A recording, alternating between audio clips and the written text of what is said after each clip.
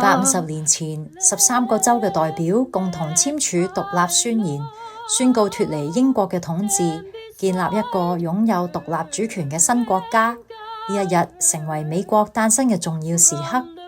獨立宣言開宗明義指出，人類係造物主創造嘅，人人生而平等，並被賦予生命、自由以及追求幸福嘅權利。呢個唔單止係美國嘅立國精神，亦都提醒我哋真正嘅自由同盼望源於上帝。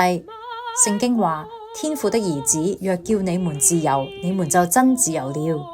恩語之聲同大家一同感恩，慶祝美國250週年，願神繼續祝福美國。